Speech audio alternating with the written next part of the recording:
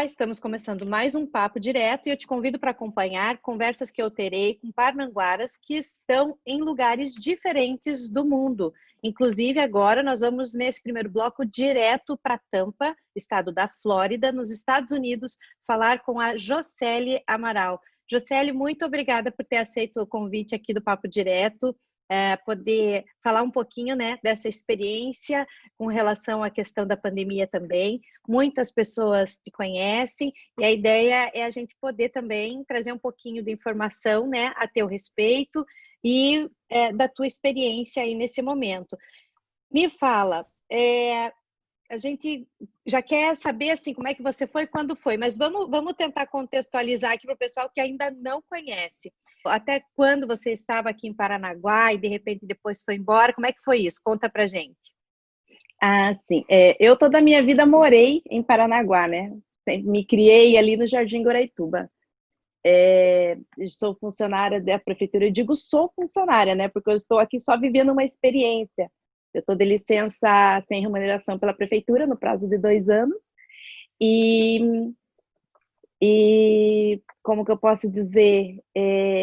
Agora, de um tempo para cá, que eu e meu esposo, a gente decidiu vir para cá para poder estar vivendo essa experiência, a gente deixou tudo de lado. De lado não, né? A gente deu uma acalmada, deixou as coisas lá para a gente poder vir para cá pela primeira vez, fazer uma viagem internacional, andar de avião, nós nunca tínhamos andado de avião. Então, assim, para a gente foi tudo novo. A gente está aproveitando muito tudo isso.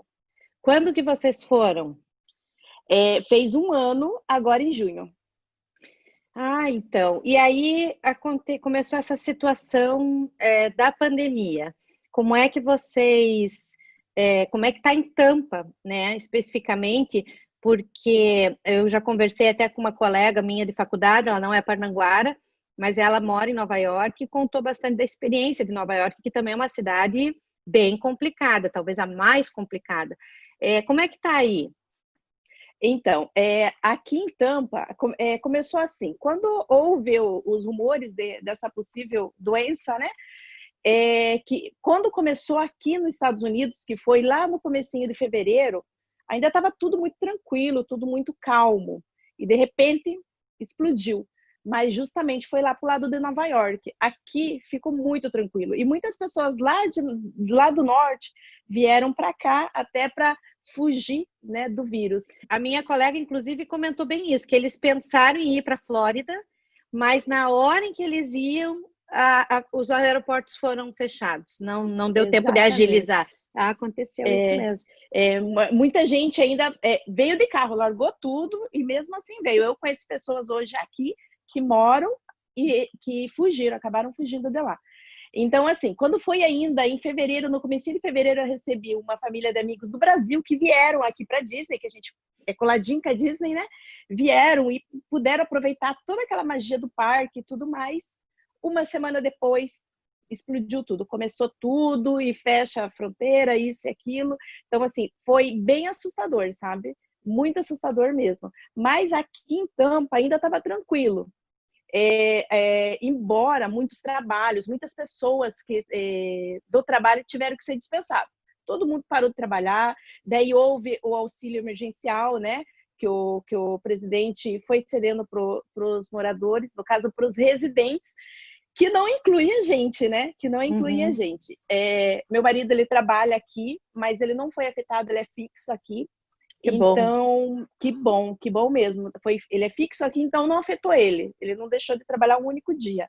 Agora, para mim, desde o primeiro momento, parou tudo. E as pessoas que, no caso, são as donas, né, do nosso trabalho, assim, que comandam tudo, também foram bem afetadas, sabe? Mas o que acontece?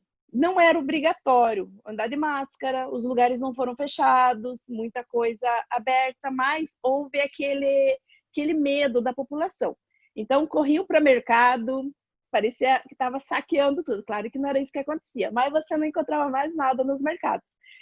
Parecia que a gente estava vendo até sabe, era uma guerra que estava acontecendo, porque não se achava nada. Esse comportamento do americano, eu acredito que seja muito por conta até do que eles já passaram, né? Sim, assim, furacões.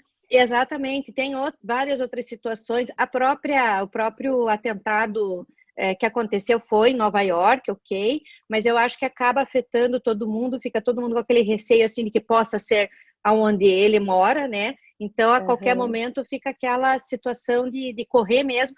E essa questão de supermercados aconteceu até no Brasil, né?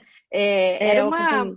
em tudo quanto é canto, uma loucurada. Eu conversei com uma moça, uma parnaguara que está na Polônia, e ela comentou a questão, por exemplo, do papel higiênico. Saiu todo mundo correndo para comprar papel higiênico, como se Aqui aquilo foi a fosse. mesma coisa. E lá também. Impressionante como o ser humano, claro, ele é a preocupação, é o medo da possibilidade de uma situação complicada, e aí ele corre atrás. Com relação, e agora, nesse momento, como é que está a situação em Tampa? Chegou depois desse início que vocês viram Nova York aumentar, aí ficou tranquilo, muita gente indo, inclusive, para poder meio que se proteger, né? Mas depois disso, deu uma crescente, aumentou? Como é que ficou essa situação desde até agora? Então, de início, foi fechado tudo. Só ficou farmácia, mercados abertos, mas restaurantes. A escola de imediato fechou, parou as aulas.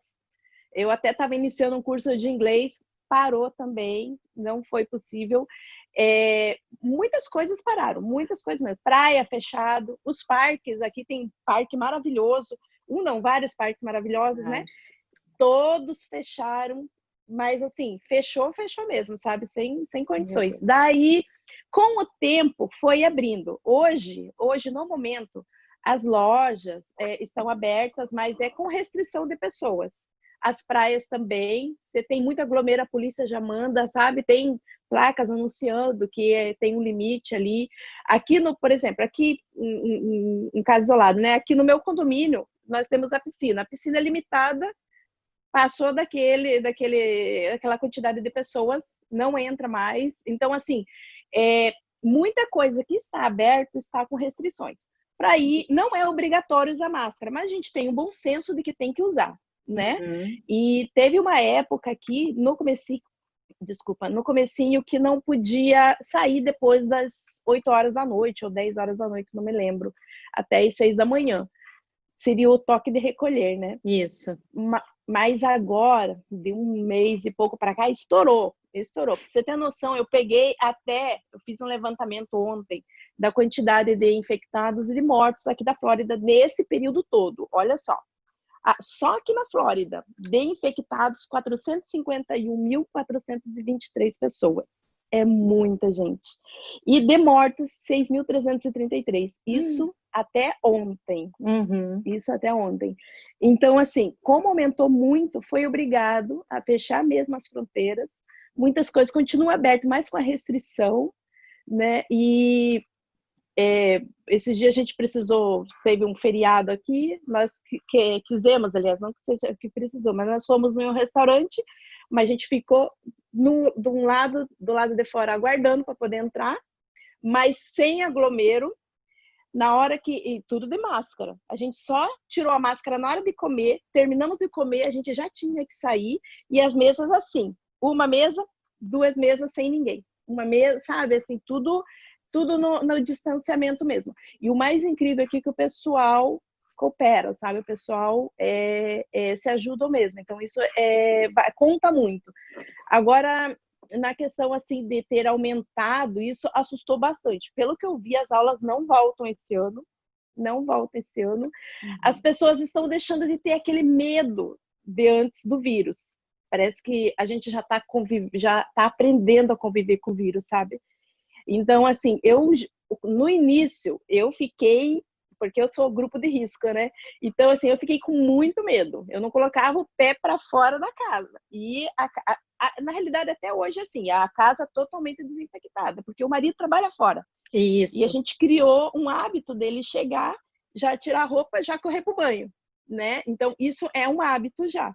Mas a gente não sabe se aquela pessoa que a gente tem o contato faz isso também.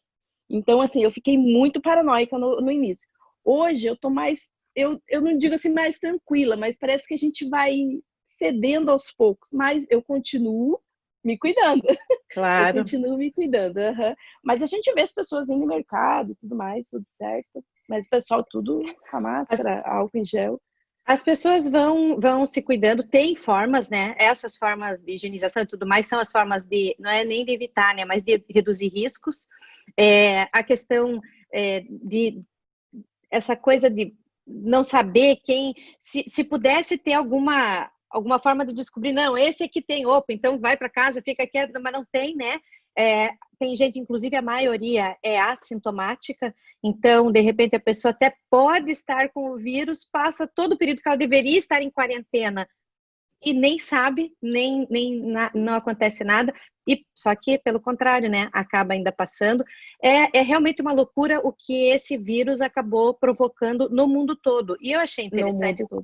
do que você falou, porque assim, ó, aqui em Paranaguá, por exemplo, teve muita bronca e muita até deboche, né, como de todo Parnanguara, que não poderia deixar de ser, com relação ao toque de recolher. Ah, o vírus então circula mais à noite do que de dia.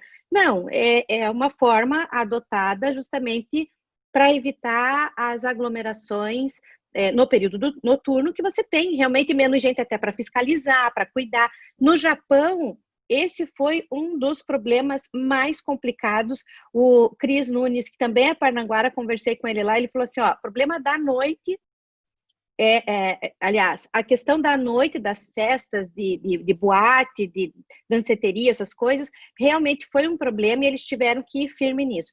Você está dizendo que também foi feito toque de recolher.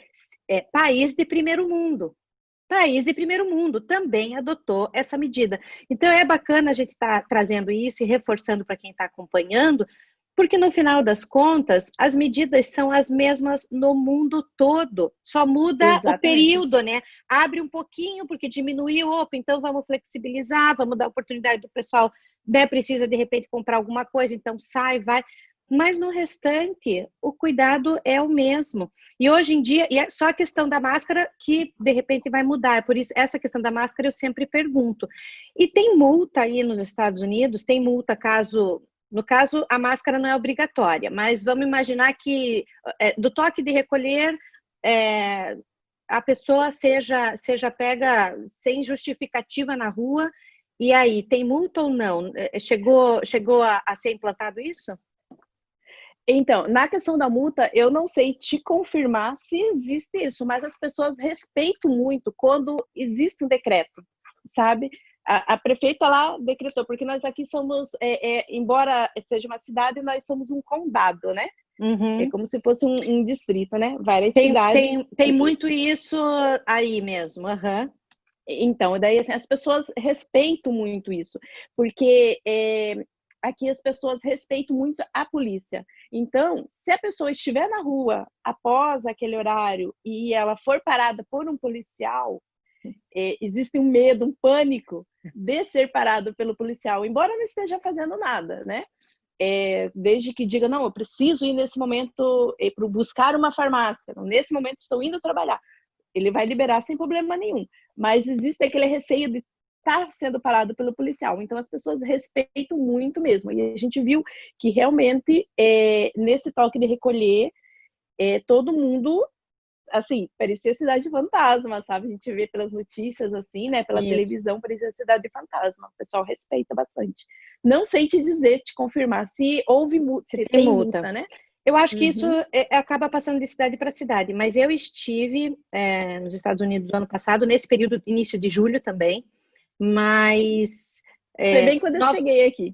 em Nova, só que daí eu fui para Nova York na casa de uma Ah, amiga, fiquei sim. na casa em New Jersey, e ali ela comentou isso mesmo, a questão da polícia, do respeito à questão da segurança, de respeitar mesmo, porque senão o bicho pega. Então existe mesmo esse respeito do americano com relação à estrutura de segurança e à força policial. E de repente, se precisar Sim. usar a força, no mundo todo a gente vê que a gente percebe que o policial americano ele usa mesmo e não tem conversa, né? Então, o pessoal se vê na obrigação mesmo de respeitar, e isso é bacana.